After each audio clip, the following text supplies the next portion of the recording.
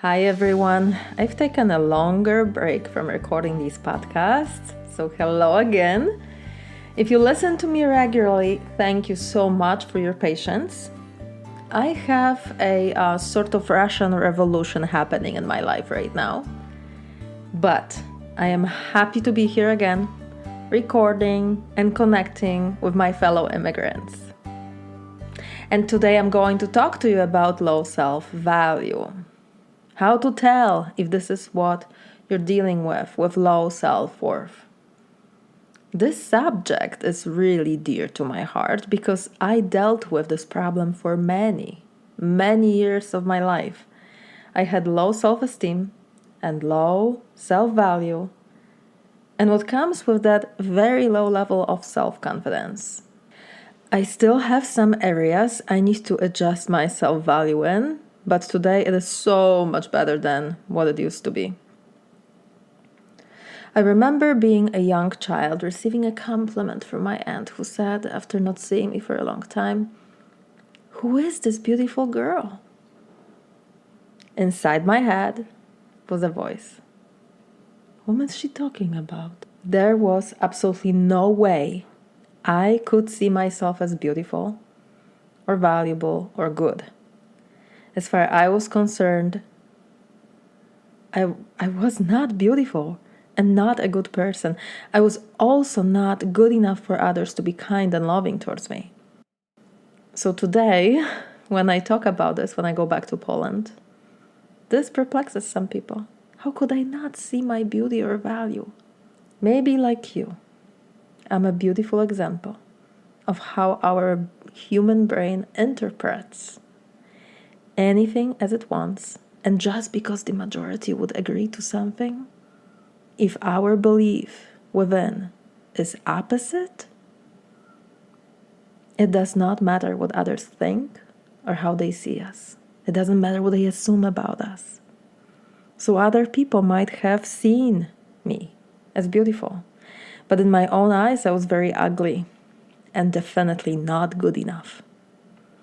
Now, even though I just told you that today it's a completely different story and I am presenting this from a point of contrast, meaning in the past I had a low self-value and today I can see it and act accordingly, I want to make it clear that self-value, just like your self-confidence and your self-worth, they fluctuate. It's not that one day we have none and then we change our mind and poof. From here on out, we see ourselves as valuable because we exist. And there is nothing we need to change to be more valuable, and there's no one that can take it away from us. It's not like that. It's a process, right? It's not that we all of a sudden see ourselves through this lens and there's nothing that can change this. Your self-worth, your self-value and self-confidence will change. So, if we had a scale with 0 being no self-value and 10 being you understand that you are valuable and you don't doubt that. So when you were 20, you might have been at 10. Because maybe you moved to the States to study medicine and you felt you were on top of the world with all the amazing adventures and possibilities. And yes, life was throwing all different kinds of challenges at you, since we, immigrants, know it is not easy to move to and live in another country. But you were doing great. And overcoming these challenges only strengthened your sense of self-confidence and self-value. But then you met this really incredible guy and you fell in love with him. He was the love of your life. But after a few years, he left you for someone else. And you completely fell apart. You didn't know what went wrong. So your only interpretation was, of course he left. I wasn't good enough for him. This belief is obviously gonna influence how you see yourself, right? So your self-value in your own mind might drop from 10 to 5. And then, let's say it takes 5 years to find a new partner. And during the time you think that there is definitely something really wrong with you and your self-value will keep on dropping down, right? So today, let's say you are at 3. You used to be at 10, then at 5, and now you are at 3. But out of nowhere, you meet this new amazing guy who looks at you like you're the most beautiful person on the planet. And that changes so much how you see yourself. Your self-worth goes back up to 10. So this is what I mean when I say your self-value, your self-worth, your self-confidence will fluctuate. But today I'm gonna walk you through different signs of low self-value so that you can see if you might be suffering from it. You can self-diagnose in a way. So first of all, a person who has low self-value is gonna be constantly criticizing herself or himself. You know how we all have this negative self-talk in our heads? When your self-value is low, the volume of that voice is turned up high. As an immigrant, you might be thinking, I'm not from here. I don't know what to do.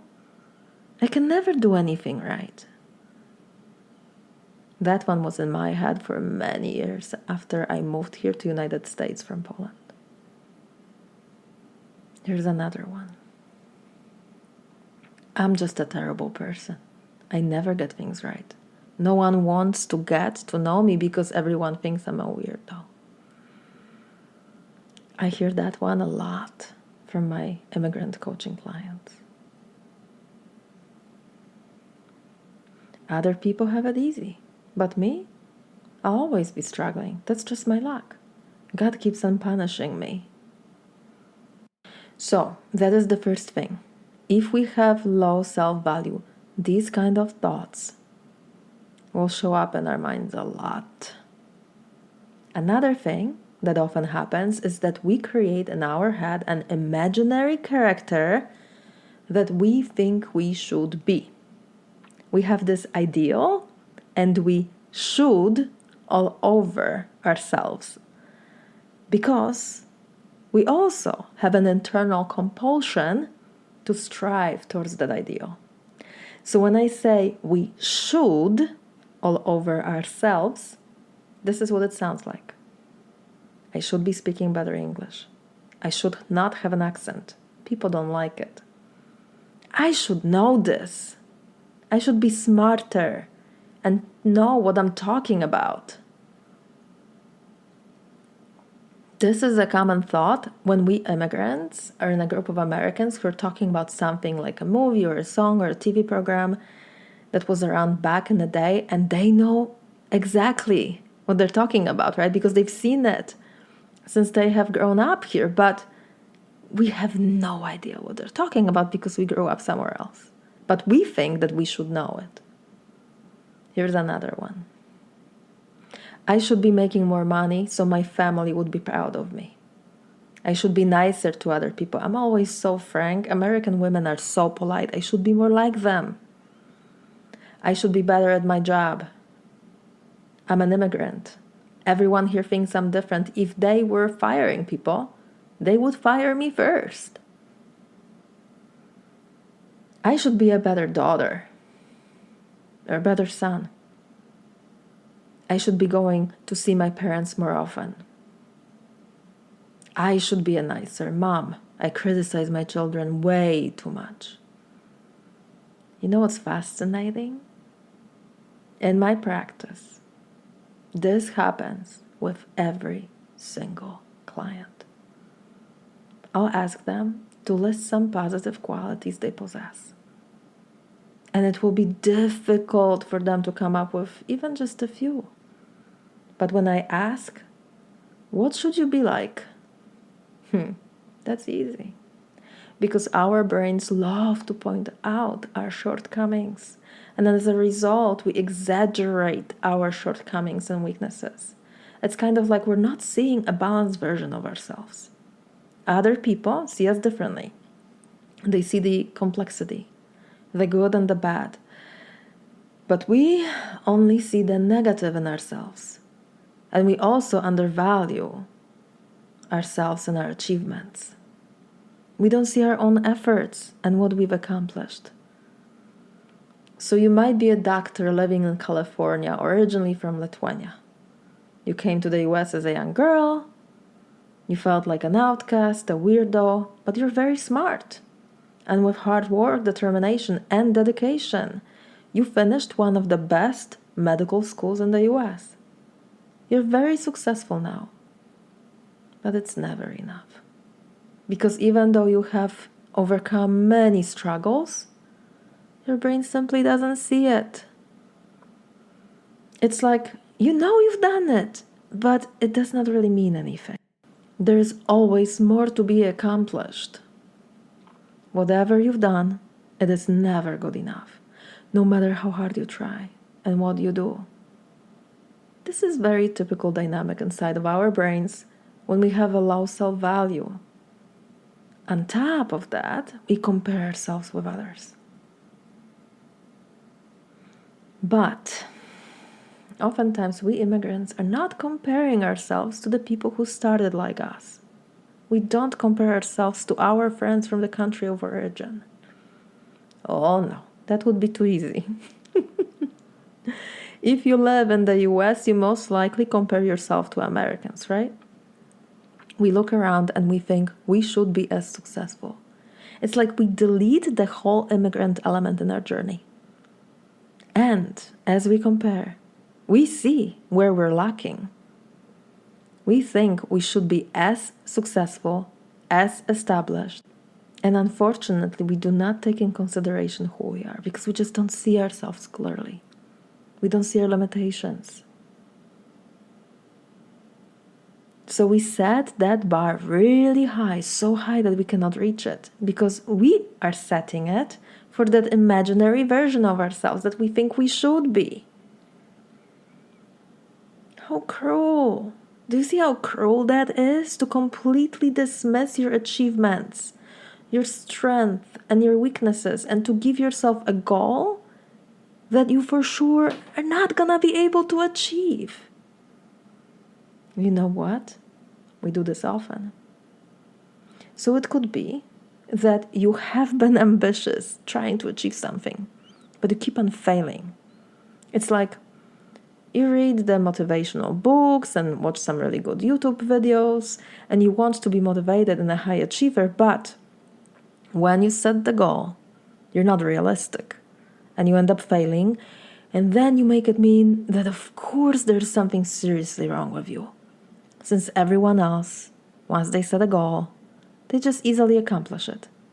Everyone else has an easy time being really committed. They don't struggle.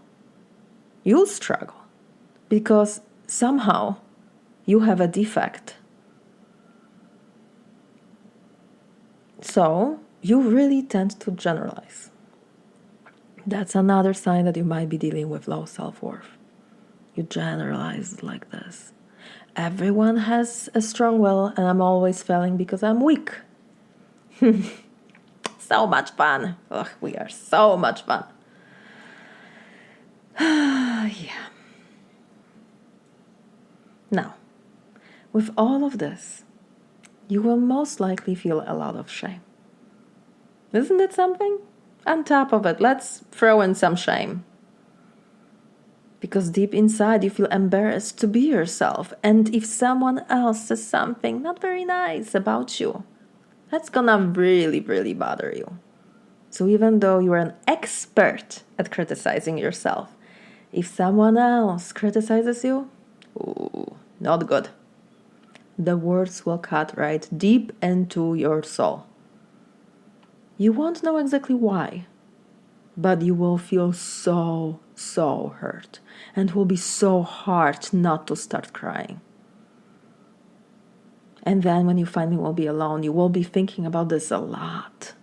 How unfair that they said these things, or that they don't understand you. And you know what? Like, if this is really going on and you have a lot of this shame inside of you and you feel like you're being constantly criticized, it's going to be hard to be social, right? You will not want to be around people. And sometimes you might feel really anxious. Your hands might shake, maybe your whole body's shaking if you're around other people. Now, if this is happening to you, then you for sure would have even a stronger tendency to withdraw. You would not want to meet other people. You will say no to different kinds of activities, right? Your friends might be inviting you to join them for something, but you will always say, nah, thanks, not this time. You will have a low motivation to act. You will not be showing any initiative. Your life step by step will be getting smaller and smaller because you will be focused on keeping yourself safe and comfortable, which is very normal, right? Like, makes sense. But unfortunately, with that comes lower comfort of life. Life becomes smaller. Your circle of friends becomes smaller. You do less. You don't push yourself outside of your comfort zone because it's hard enough to live in the zone you are in. Also, since you have a tendency to focus on what's negative in your life, you're not that much fun to be around with. Like, seriously, let's admit this, yeah? And that in itself pushes people away. They stop inviting you. And since you have a tendency to say no to their invitations, they also might feel like you're rejecting them. I know it's a long list. I'm almost done. But there's one more sign that will clearly show you if you have a low self-worth. If you're gonna have a really hard time establishing clear boundaries with other people, saying no, standing up for yourself, you're gonna feel powerless, not assertive, right? And you will feel resentful often. And you will keep on building evidence that people cannot be trusted. And that the smaller the circle of friends, the better. And year after year, time after time, you will feel more and more lonely.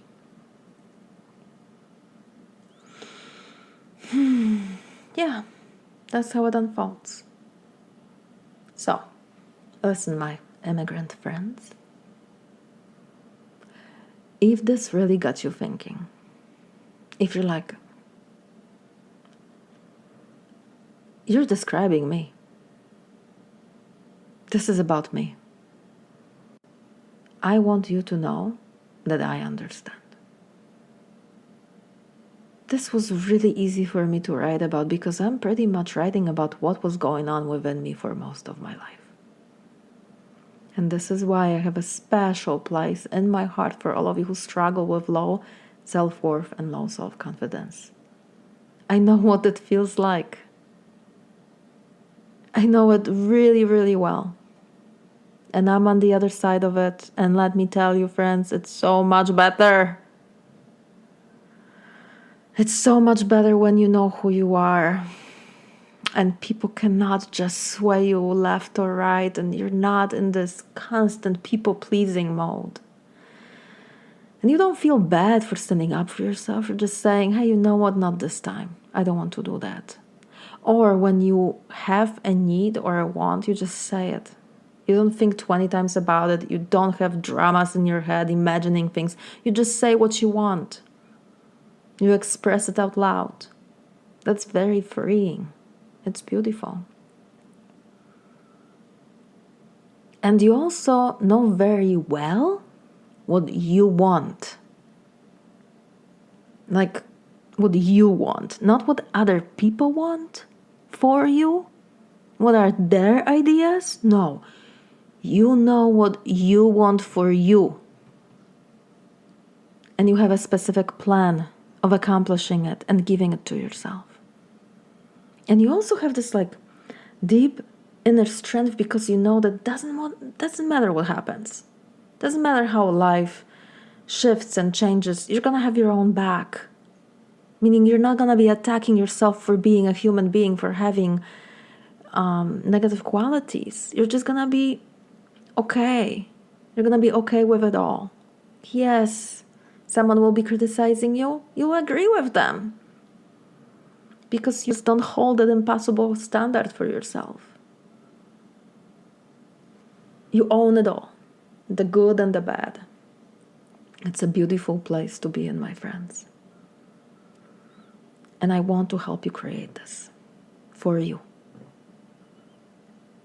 So this is why I've created a course. It's a bootcamp. It's a self-confidence bootcamp to help you overcome this low spot. I know it's not easy to live like this. It's actually really, really hard. And you know what? This is what I know today. It's unnecessary. You do not have to be living like this. You do not have to be wishing that you were different, that you were like others, smart, beautiful, skinny, perfect in every way. It's them, always perfect, and us, never feeling like we fit or that we're enough. None of that is necessary, seriously. I'm on a mission to end this whole dialogue, this black and whiteness. This not enoughness. I'm on a mission to finish this whole BS, this not enoughness. And especially us immigrants. Seriously. It's so hard to do what we did. To move to a different country, to start your life over in a completely different environment. I feel like we really deserve this. We really deserve to see our strength because we have so much strength within us. This course that I created is for women only. So I'm sorry, guys. All the men, I'm very sorry, but I work with women only. So if you are a female and you know that you really could use some help developing inner strength, or seeing the strength that you already have, right? Because if you're an immigrant, you have the strength already. This is a matter of you seeing it. And also developing and creating some other skills. I want you to really consider checking my bootcamp out. I will post a link in the description of this show. In this bootcamp, I teach how to develop the self-confidence you wish you had. How to develop self-trust. So that you can actually respect yourself. How to look at your current thoughts about who you are and how to change it. And how to consciously feel and process any emotion. So that you really feel in charge of yourself. No matter what someone says to you. Or what they do. As a result, you're gonna know yourself way better. And you're gonna feel stronger. And no one will ever take that away from you. The skills I teach are for life. And you know what? They come really handy when you go for your own version of Russian Revolution. Like I am going through it right now. When something unexpected happens. And your world changes completely within minutes. And you have all different kinds of emotions to deal with. Sadness and grief and heartbreak. You know what? If you know how to handle yourself on regular days, these skills will be priceless when something really difficult happens. You want to have these skills for life. You seriously want to have them. If you care about yourself, you do want to have these skills. They make the biggest difference. This is life-changing stuff. And I am so happy and so proud that it's there for you. And I can help you shift out of this low spot where I've been dwelling for so long. Because I really wish I had this. That's why I've created this. I wish I had someone who would have been saying to me the words I'm saying to you. Who would have said, hey, I can help you. back in 2005, back in 2011, when I was going through a deep identity crisis because I thought that my life should be different, all of it should be different. I wish I had these skills. My goodness, my life would have been so much different back then. All of it would have been so much different. Okay, see how excited I get about this? Because it makes such a big difference, and I believe in this with every single cell of my body. Please share this episode with your fellow immigrants. And if you found this valuable, please also rate it. Your support means a lot to me. All right, my loves, have a great day, and I will talk to you next time.